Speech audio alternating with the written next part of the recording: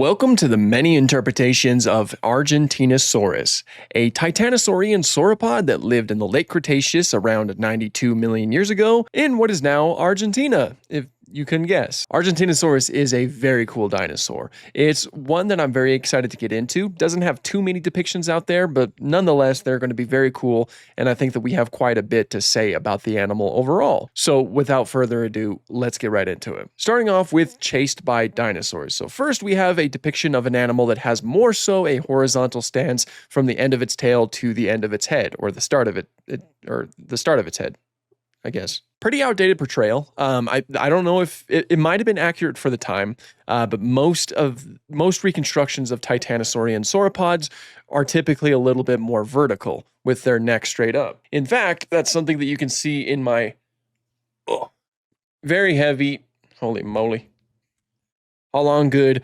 Argentinosaurus figure. What you have is, of course, an animal that has just a very bulky neck with a relatively small head, these pillar-like forelimbs, and an overall huge body. I'm going to put that down. By the way, it needs a name. We gave a name to Laura here. Now we need a name for that one. So anyway, the stance is, of course, outdated there, and we're going to be seeing quite a few of them that have this typical stance that was fairly common for sauropod depictions back in that day, at least I think, from my memory. To be fair though, Argentinosaurus is known from fragmentary remains, mostly known from some vertebrae and from some legs, but they were very big fossils, so it certainly makes sense. It is also being portrayed with Giganotosaurus, which is an animal that it did not live with. It lived with another Carcharodontosaurus known as Mapusaurus. But all things considered, it's certainly a fine introduction to the animal, really shows the size of it, because Argentinosaurus is actually one of, if not the largest dinosaur to ever exist, which means that by extension, it's one of, if not the largest land animal to ever exist. Current size estimations has it at around 30 to 35 meters long and weighing around 65 to 80 tons. Huge animal. There's a lot of debate on which dinosaur is the largest. For the longest time, Argentinosaurus held that title, and I think many people are still in agreement today that Argentinosaurus is still the largest, but there are some other contenders like Dreadnoughtus or Patagotitan. If Argentinosaurus was not the biggest, it was still easily one of the biggest, which, that probably goes without saying. But we'll go ahead and move on from that and go on to dinosaurs, giants of Patagonia. I actually checked this out at a library when I was younger. That's where I watched this. Again, some of the same things apply to this one. It has more of a horizontal stance right here, but what I will note is that it seems to have a bulkier neck, which is something that I like to see. Of course, sauropods, especially like the Titanosaur sauropods, would have had huge, bulky necks. What's really cool about sauropods in general is that they have a series of openings that go down their vertebrae in their neck and in their back. These openings would have been filled with air sacs, which means that they would have been huge, but they still would have been relatively light because they were essentially filled with air. It's one of the many cool adaptations that dinosaurs like sauropods had that allowed them to get so big. That, and of course, having a long neck. When you have a long neck, you can simply just stand in one place and then just move your neck to all of the different trees that are around you. And, you can save energy by not moving the rest of your body, instead just moving your neck. It's really fascinating stuff. I love the colors on this one, and I also really like the texturing. I don't really think it looks too bad, but, it is still that kind of classic, I want to say earlier 2000s, 2007. So kind of like late 2000s, I guess, sauropod design. Next up is Dino Lab 2 that has the same build. These are all remaining fairly consistent. You can really notice the sort of pillar-like legs that it has. Its forelimbs looking like that. That's pretty accurate from what we know from other sauropod dinosaurs. It's very strange. They basically just have pillars. But I also noticed that the nostrils are raised a little bit too high. That might have been true with the other ones too. I just didn't notice. Let me check. Yeah, in Giants of Patagonia, they're raised too high. And I think they are in chased by dinosaurs as well. Their nostrils would have been closer to the mouth. The whole nostrils on top of the head thing, that's an outdated idea, quite a bit outdated. You'll notice that most reconstructions place nostrils closer to the mouth, which is pretty typical. I know that the nares are towards the back, on the top of the head, But that doesn't mean that the nostrils, which are the openings, that doesn't mean that they would have been on top of the head too. They would have been closer, which all around is very interesting. Sauropods are certainly interesting dinosaurs. Next up, we have dinosaur train. This one, we have an overall huge sauropod, which certainly makes sense for the animal, with a sort of blue coloration with some accents of purple. I quite like this one. I really like, especially when you could see it with an upright stance, holding its neck a little bit higher, because that's something that matches our real life depictions of the animal. I also do quite like the head, even though it leans more towards being a brachiosaurid head instead of being, something that is strictly like a titanosaurian. But regardless, I still think that this looks pretty cool. I quite like it. Then after that, we have Planet Dinosaur. This was my introduction to Argentinosaurus, where I learned about it. And I think it's a very cool depiction right here. It, of course, is portrayed alongside Mapusaurus, which was a carcharodontosaurus that lived with it. And we also get to see some baby Argentinosaurs, which I think we've seen some in previous iterations as well. They look really good here. And I also want to point out the teeth. The teeth seem to be correct as well. There are these sort of straight teeth that are just kind of like lined up in the mouth like that. That is accurate for sauropods. What they would use them for is to strip leaves off of branches, to which they can just swallow them whole. They couldn't chew their food. A lot of them probably would have swallowed rocks known as gastroliths, and those would have helped aid in grinding up all that tough plant material. This is what the head shape looks like too. We don't have an Argentinosaurus skull, so it is a little bit tricky to say what exactly it looked like, but most depictions make it look like this, which is a fairly typical titanosaur sauropod head shape. You'll also notice that there's like a sort of beak-like structure. I don't know if it's a true beak, but there is a beak-like structure right here, which of course is very interesting. So this is what most modern reconstructions of Argentinosaurus would look like. After that is Primal. This is the Plague of Madness episode. Very terrifying, very creepy, very unfortunate for this Argentinosaurus. Now, apparently it is Argentinosaurus. Skeletally and just visually, they look like Camarasaurus. They have this little kind of spike on their feet, on their forelimbs, and their skull looks a lot more like Camarasaurus. But when I look it up and look at the Primal Wiki, it is stated to be Argentinosaurus. So that's what I'm going with here. The size is certainly a lot closer to Argentinosaurus. There's just a couple things that are a little bit off, but overall the series is incredibly stylized. So, that it probably gets a pass with that. Anyway, the blue ones, the non-affected ones, I love the way that they look. They're, very cool. I really like the animations when they're walking around. It seems like for the most part, they have an upright neck with some meat on their bones, like very thick neck. And I just love their overall proportions. And the sick one, the one that's affected with the Plague of Madness, is of course terrifying, very grotesque, and just perfect to show around Halloween, I suppose, depending on your age. If you have children, I don't recommend it, but yeah, no, it's a very cool portrayal. Now, in Jurassic World, the game, we have this fella right here that I just kind of think looks a little bit ugly. It's got a very thin neck. The head seems a little bit too large, and it's looking at me weird. I don't know if I like it.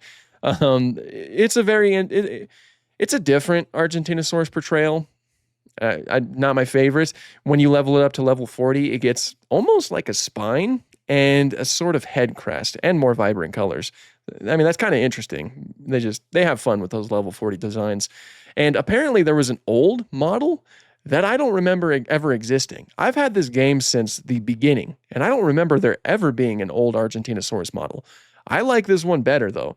I'm not digging the shape of the head, but I love the bulk that it has, especially with that neck. Again, that's very typical for a Titanosaurus sauropod. They just had these huge necks. I like the proportions on this one better. The feet are not really there, like they have toes. That's something that Titanosaurs did not have, or at least not like obvious toes anyway. Yeah, no, I like the older one better. I don't know why they changed it to a skinnier one. In Jurassic World Alive, it looks like this. It's got like an elongated snout, not nearly as robust as most reconstructions would likely be, given, comparing to other titanosaurs or other close relatives. It does interestingly have osteoderms. Those are possible for Argentinosaurus. I don't think we've found them for Argentinosaurus specifically, but other titanosaurs have been found with them, like Alamosaurus. Alamosaurus had osteoderms, so it's possible that Argentinosaurus had them as well. So that's a cool little thing. I mean, even the Holongood one that I've been mentioning does have osteoderms. You can notice Like right here, you'll really notice them, and we'll see them on a depiction later as well. But the face looks weird. It's very skinny, and I don't know. It's not my cup of tea. And next up is the amazing prehistoric kingdom. Probably my favorite depiction. That most likely went without saying. I'm sure many of you guessed. But this is a very, very good portrayal of the animal. It has everything that I've been mentioning as of late, such as this huge bulky neck, the relatively small head up here with a shape that looks like this, these huge pillar-like forelimbs, and even these strange hind limbs that I haven't been mentioning yet. They even gave it the osteoderms that I mentioned, I think, in the previous one, and some of the colors that you can give these guys, like some of the patterns, just look really, really cool. And of course, they have the size, as you can see them right next to Spinosaurus right here. Spinosaurus is one of the largest theropod dinosaurs. It is also the longest, so, theropod dinosaur that we know of. And Argentinosaurus is quite big next to it, which is just overall very cool. But no, it's a gorgeous, gorgeous model. I think that they really, look at them all move in unison. That's so funny. I'd say that this is my favorite portrayal. It takes the victory for me. This is my favorite look for Argentinosaurus. It's of course the most up to date look. So, yeah, that was prehistoric king. Look at that. These are some of the new herding mechanics right here. Look at them all just move. They do move in herds. They even have a Spinosaurus with them. Oh, that's so cool though. Look at that. Oh my gosh, man. Prehistoric Kingdom is getting so good. So good with some of these new herding behaviors. Just seeing animals like that just move together in a singular direction. It's something simple when you say it like that. Just look at the baby Spinosaurus is following them too. Oh my gosh, I love this game, man. This is my favorite game.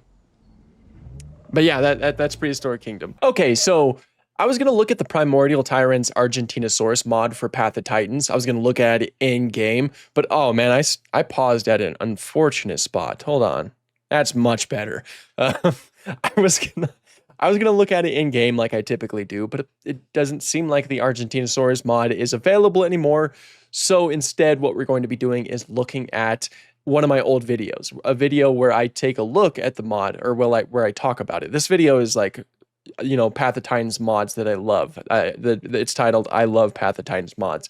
And I mentioned some of my favorites, one of them being the Argentinosaurus mod. So let's hear what Past Dino Guy had to say about it when he lived in the apartment. I love that stuff. It just looks fantastic. And then after that, we have the Argentinosaurus. Now, of course, the only sauropod that we have in the base game is Amargasaurus, which is a dicraeosaurid, which means that it's a relatively smaller sauropod. It's not like the titanosaurs that are just so incredibly impressive that usually people think of when they think of dinosaurs. But Primordial Tyrants did add a Argentinosaurus, which is one of, if not the largest sauropod to ever live, and by extension is the largest land animal to ever live. It looks great here. Of course, Argentinosaurus is known from fragmentary remains, but they gave it the basic build of a Titanosaur, which definitely matches up. I especially really like the head shape, and they of course include it with osteoderms. I feel like osteoderms included on Argentinosaurus are common. Like, I know I saw it in Prehistoric Kingdom, so I feel like that's kind of like the general consensus. Of course, we haven't found osteoderms for Argentinosaurus, but other Titanosaurs have been found with osteoderms, so maybe that's possible. It's hard to say, but either way, it's hard for me to see Argentinosaurus without them, and they look fantastic here. But it's just a slow-moving sauropod, and you just love to see it in a dinosaur game. Definitely the biggest dinosaur on the server, and when you see like a few of them kind of like walking around, it just looks so majestic. And then last, but certainly... Yeah, there we go. Oh man, I keep pausing at the worst possible places. Yeah, there we go. That's what I miss this mod now. Watching some of that footage, it was a very nice model, and it was really cool to just be going around and just looking at different Argentinosaurs walk around. Actually, I made like a video back in the day. Let me see if I can find it. I don't know if I ever uploaded it to YouTube. If not, I'm gonna have to go on to TikTok, but let's see here. Oh, here it is. This is like a huge Argentinosaurus herd right here.